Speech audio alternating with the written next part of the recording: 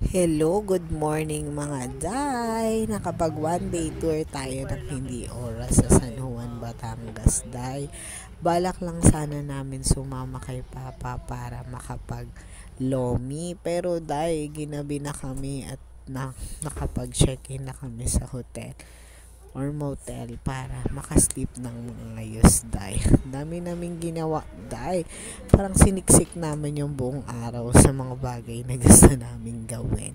Ayan na nga, napagbigyan ko na nga yung sarili ko kumain ng lomi. Ang sarap ng lomi dito, day. At napakalaki ng bowl. Good for 3 na siya or 4.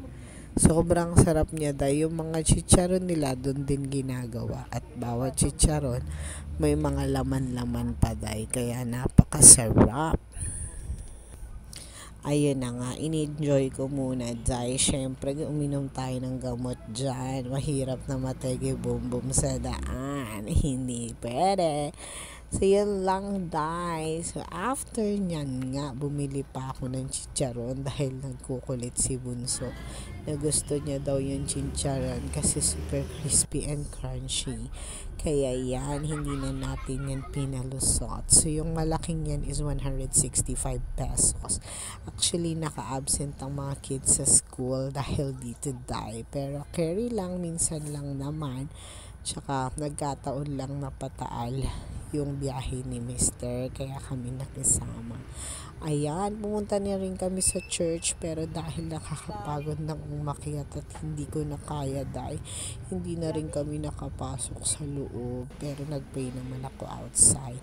Pinakain ko rin ang ice cream ang kids habang naghihintay kami sa papa namin dahil kailangan niyang may gawin at may isettle saglit. Ayan. So, ang gusto ng kids na lunch is chowking at ayoko naman yan. So, halo-halo na lang ang in-order ko. Kumain na lang kami ni Mr. dun sa isang kainan. Yan.